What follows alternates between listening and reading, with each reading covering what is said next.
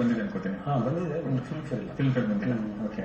So film fair ಪ್ರಶಸ್ತಿ ಈಗ ನಮ್ಮ ಮಾತಾಡೋಕೆ ತುಂಬಾ ಭಿನ್ನ ಅನ್ಸುತ್ತೆ. ಆದ್ರೆ ಬಂದು ನನಗೆ ಖುಷಿ ಕೊಡೋದು ಏನಂತಂದ್ರೆ, ಕವಿರಾಜ್ ಅಂತ ಒಬ್ಬ ಯಂಗ್ ಲಿರಿಸಿಸ್ಟ್ ಒಂದ್ ಬೇರೆ ತರ ಜಾನ್ರನ್ನ ಟ್ರೈ ಮಾಡೋದಿದೆಯಲ್ಲ, ಇದು ಸ್ವಲ್ಪ ಬೇರೆ ತರದ್ದೇ ಹಾಡು ಅಂತ ನಾನು ಅನ್ಕೋತೀನಿ. ಅದ್ರ ಪಿಕ್ಚರೇಷನ್ ಇರಬಹುದು, ಅದ್ರ ಹಿನ್ನೆಲೆ ಇರಬಹುದು, ಅದೆಲ್ಲವೂ ಬೇರೆ ತರ ಇದೆ. ಸೊ ಆ ಹಾಡಿನ ಪರಿಕಲ್ಪನೆ ನಿಮಗೆ ವಾಸು ಅವರು ಹೇಳಿದ್ದು, ನೀವು ಬರೆದದ್ದು, ಅದ್ರ ಬಗ್ಗೆ ಏನಾದ್ರು ಹೇಳಿ ಬಯಸ್ತೀರಾ? ಖಂಡಿತವಾಗಿ. ಅಂದ್ರೆ ಇದು ನೀವು ಹೇಳಿದ್ರೆ ತುಂಬಾ ವಿಭಿನ್ನವಾದ ಹಾಡು.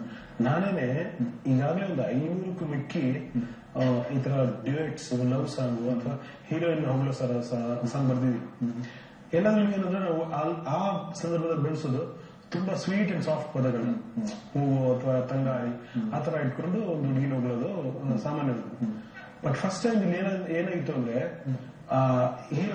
ಹೀರೋ ಪಾಯಿಂಟ್ ಆಫ್ ವ್ಯೂ ಇರೋ ಸಾಂಗು, ಹೀರೋ ಕ್ಯಾರೆಕ್ಟರ್ ಕ್ರೂರ ರಾಜನ್ ಕ್ಯಾರೆಕ್ಟರ್, ಅವನ ಬಾಯಲ್ಲಿ ಆ ಪದಗಳೇ ಚೆನ್ನಾಗಿ ಕೇಳಲ್ಲ, ಅದು ಬರಬಾರ್ದು. ಆಕ್ಚುಲಿ ಅವನ ಕ್ಯಾರೆಕ್ಟರ್ ಹಂಗಿದೆ.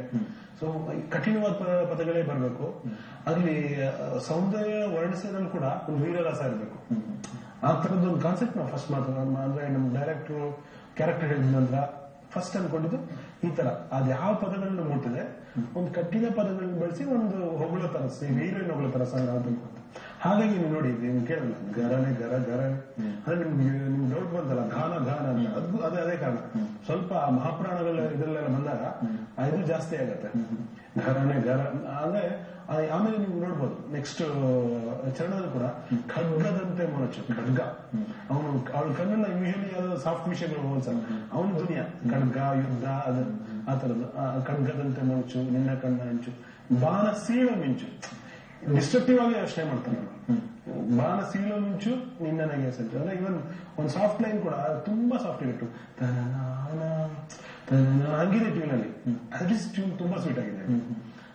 ನೋಡು ಪಾದ ನಿನ್ನ ಪಾದ ಹೆಜ್ಜೆ ಇಡುವೆಡೆ ಭೂಕಂಪನ ಮುಟ್ಟಾಗಿ ನಡೆಯುತ್ತಿದೆ ಅಂತ.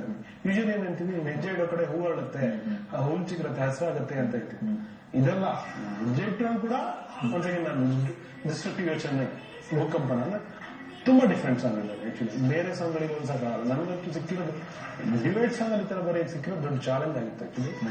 ಹೇಳಿದ್ಮೇಲೆ ಹಾಡನ್ನು ನೋಡ್ಬೇಕಂತ ಅನಿಸ್ತಾ ಇದೆ. ಸೊ ಈಗ ಆ ಹಾಡನ್ನು ಒಂದ್ಸಲ ನೋಡ್ಕೊಂಡ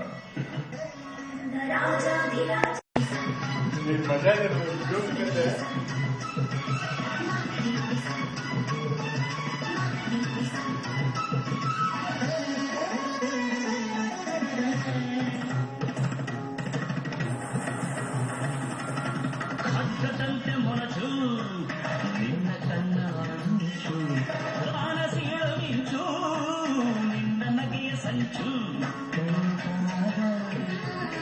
ನಿನ್ನ ಪಾದ ಹೆಜ್ಜೆಯ ಇಡುವೆಡೆ ಭೂಕಂಪನ ಗಟ್ಟಾಗಿ ನಡೆಯುತ್ತಿದೆ. ಹೆದರಿದ ನಿನ್ನ ಸೌಂದರ್ಯದ ವಯ್ಯಾರದ ಝಳಕಿಸಿ ಆ ಸೂರ್ಯ. ಹೌಳ ಹೌಳ ಘರನೆ ಘರ ಘರನೆ ಹೌಲ ಹೌಲ. ಈ ಹಾಡನ್ನು ನೋಡ್ತಾ ಇದ್ರೆ ನಮ್ಗೆ ಖುಷಿ ಆಗುತ್ತೆ, ಜೊತೆಗೆ ಏನ್ ಮಿಸ್ ಮಾಡ್ಕೊಂಡಿವಿ ಅನ್ನೋದು ಕೂಡ ನಮ್ಗೆ ಗೊತ್ತಾಗ್ತಾ ಇದೆ. ವಿಷ್ಣುವರ್ಧನ್ ಅವರು ಮಿಸ್ ಮಾಡ್ಕೊಂಡಿದೀವಿ. ಬಹುಶಃ ಆ ಪಾತ್ರಕ್ಕೆ ಹೇಗೆ ಅಂದ್ರೆ ಇರ್ರಿಪ್ಲೇಸಬಲ್ ಅಂತ. ಓಕೆ. ಇನ್ನೊಂದು ಖುಷಿ ವಿಚಾರ ಅಂತಂದ್ರೆ, ಇದೇ ಹಾಡಿಗೆ SPB ಅವರು ಗಾಯನ ಪ್ರಶಸ್ತಿ ತಗೊಂಡಿದ್ದಾರೆ. ಅದೊಂದು ಅದ್ಭುತ ಕೋಇನ್ಸಿಡೆನ್ಸ್. ಅದು ತುಂಬಾ ಖುಷಿಯಾಗಿ ವಿಚಾರ ಇದೆ. ಯಾಕಂದ್ರೆ SPB ಅವರಂದ್ರೆ ನಮ್ಗೊಂದು ಸಿಂಗಿಂಗ್ ಗಾಡ್ ತರ ದಂತಕತೆ. ಅವರು ನಾನ್ ಬರೆದ ಹಾಡಿಗೆ ಪ್ರಶಸ್ತಿ ತಗೋತಾ ಇದ್ದಾರೆ, ಅಲ್ಲಿ ವೇದಿಕೆ ಮೇಲೆ ನನ್ ಕಣ್ ಸೇರ್ತಾ ಇದ್ದಾರೆ ಅನ್ನೋದಿದೆಯಲ್ಲ, ಅದೇ ರೋಮಾಂಚನ ಆಗುತ್ತೆ ಒಂದ್ಸರಿ. ಅನುಭವ ಅವ್ರೇ ಹಾಡು ಚೆನ್ನಾಗಿ ಹಾಡಿದ್ದಾರೆ SPB ಅವರು. ಅಯ್ಯೋ ಅದ್ಭುತ. ಅವತ್ತೇ ನಾವು ಅದ್ಭುತವಾಗಿ ಹಾಡಿದ್ರು. ನಾನು ಹೋಗಿದ್ದೆ ಇನ್ಫ್ಯಾಕ್ಟ್. ಒಂದ್ ಸ್ವಲ್ಪ ಹೊತ್ತು ಅವ್ರು ಹೇಳಿ ಬೇರೆ ತರ ಸಾಂಗ್ ಸ್ವಲ್ಪ ಟೈಮ್ ಬೇಕು ಅಂತ ಹೇಳಿ ಒಬ್ಬರೇ ಒಂದ್ ಸ್ವಲ್ಪ ಹೊತ್ತು ಕೂತ್ಕೊಂಡು.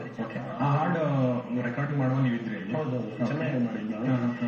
ಸ್ವಲ್ಪ ಹೊತ್ತು ಬೇಕು ಅಂತ ಕೂತ್ಕೊಂಡು ಬೇರೆ ತರದ ಹಾಡಿದ್ರು ಅಂತ ಸ್ವಲ್ಪ ಹೊತ್ತು ಅವರೇ ಕೂತ್ಕೊಂಡು ಆಮೇಲೆ ನಮ್ಗೆ ಕರೆದು ಬನ್ನಿ ಅಂತ ಒಂದ್ ಶಾರ್ಟ್ ಅಲ್ಲಿ ಹಾಡೋದು ಆಕ್ಚುಲಿ. ಬಟ್ ಇದಿಷ್ಟಲ್ಲ, ನೀವು ನಾಗವಲ್ಲಿ ಹೌಲ ಹೌಲ ಹೌಲ ಹೌಲ ವಿಷ್ಣು ಸರ್ ವಹಿಸಿದೆ. ಘರನೆ ಘರ ಘರ ಲಾಸ್ಟ್ ಲೈನ್ ಅಲ್ಲಿ ಜಲಕ್ಕೆ ಸಿಲುಕಿ ಆ ಸೂರ್ಯ ನೋಡ್ತಾರಲ್ಲ, ಅದು ಪವರ್ ತುಂಬಾ ಬೇಕು ಅದಕ್ಕೆ. ಅದು ಅದ್ರಲ್ಲಿ ನೋಟೆಲ್ಲ ರೀಚ್ ಆಗೋದು ಕಷ್ಟ. ಸೊ ಹಾಗೆ ತುಂಬಾ ಒಳ್ಳೆ ಕೋಇನ್ಸಿಡೆನ್ಸ್ ಪಿತೂರಿ ಪ್ರಶಸ್ತಿ ಸಿಕ್ತು. ಓಕೆ, ಅದಕ್ಕೆ ನಿಮ್ಗೆ ಕೂಡ ಪ್ರಶಸ್ತಿ ಸಿಕ್ತು. ವಂಡರ್ಫುಲ್ ಅನ್ಸುತ್ತೆ. ಇನ್ನು ಕನಸೆಂಬ ಕುದುರೆ